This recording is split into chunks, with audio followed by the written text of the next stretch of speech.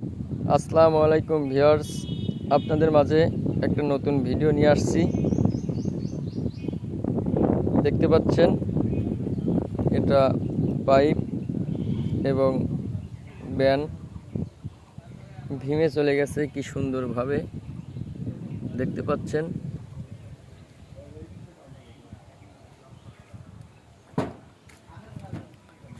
তিন ওয়ালে তিনটে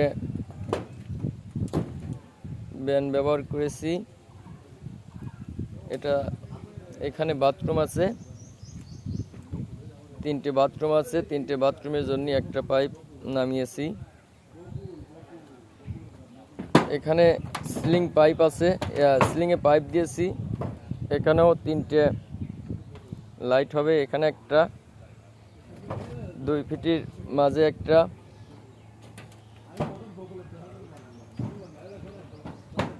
দেখতে পাচ্ছেন। এখানে আমি 4 মুখ ব্যান ব্যবহার করেছি। 4 মুখ ব্যান ব্যবহার করেছি এই জন্য এখানে গাঁথনি হবে। এই গাঁথনিটা যাতে আমার এই ব্যানটা পায় সেইভাবে 5 ফিট 7 ইঞ্চির উপরে আমি ব্যান দিয়েছি। এখানে আমি ইচ্ছে করলে 4 মুখ বক্স ব্যবহার করতে পারতাম, কিন্তু 4 মুখ বক্সটা আমি ব্যবহার করি না। এই জন্য ব্যান টু ব্যান পাইপ লাগে, কিন্তু বক্স হলে এখানে ফাঁকা থাকবে। পরে আমার জয়েন্ট বোর্ড ব্যবহার করতে হবে, যার কারণে আমি কি করছি, ব্যান ব্যবহার করেছি। যারা কাজ করেন তারা বুঝতে পারবেন শর্টে, আর যারা কাজ করেন না দেখবেন, অবশ্যই আমাকে কমেন্ট করে জানাবেন। আমি আপনাদের চেষ্টা করব বোঝানোর।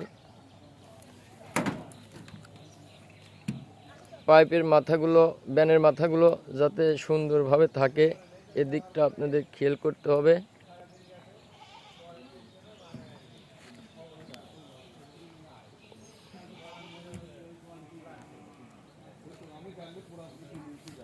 এখান থেকে আমার পাইপটা চলে যাবে এই রুমে। এটা একটা বিম, আমি বিমে পাইপ নামাই নেই, কারণ এই রুম থেকে ট্রান্সফার হয়ে ওই রুমে চলে যাবে, যার কারণে আমি ব্যান ব্যবহার করি নেই। আর একটা বিষয়, এখানে আপনাদের প্রশ্ন থাকতে পারে, যেখানে 4টে ওখানে 4টে ব্যান ছিল, এখানে 5টা কেন হলো। দেখতে পাচ্ছেন ওই রুম থেকে এই পাইপটা আসছে, ব্যান করা হয়েছে। আর এখান থেকে ওই পাশে চলে যাচ্ছে, ওই পাশে বিমে অর্থাৎ গাঁথনিতে আমি পাইপটা দিয়েছি। আর একটা পাইপ আমার এখানে গেছে, ওই ভীমে চলে গেছে। ওই ভীমে আমার মেইন পাওয়ার হিসেবে কাজ করবে। ওখানে আর একটা ছাদ আছে, স্কুল ঘর, ওই স্কুল ঘরের থেকেই আমার লাইনটা আসবে, যার কারণে আমি ওই পাইপটা ব্যবহার করেছি। আর এই দুটো পাইপ কেন হয়েছে সেটা আপনাদের দেখানোর চেষ্টা করছি।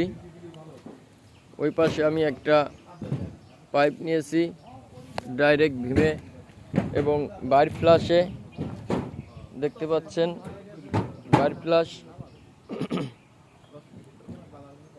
আপনাদের আরেকটা বিষয় বলবো, যেগুলো সাইডের ভীম থাকবে সেগুলো আপনাদের বাইর ফ্লাশ গাঁথনি হবে, আর যেগুলো মাঝখান দিয়ে ভীম হবে সেটা বিভিন্ন দিক হতে পারে, এদিক ওদিক হতে পারে, যার কারণে চেষ্টা করবেন মিডিল ফ্লাশ করে গাঁথনি করার, পাইপ দেওয়ার, যাতে মিডিল ফ্লাশে দিলে আপনার গাঁথনি যে পাশেই হোক না কেন সেই পাশ থেকেই আপনার কাজ করা সম্ভব হবে। এখানে এই পাইপের ক্ষেত্রে বলতে চাচ্ছি, আমি মাঝখানে সিলিংয়ে দিয়েছি। এখানে আমার 3টে লাইট হবে।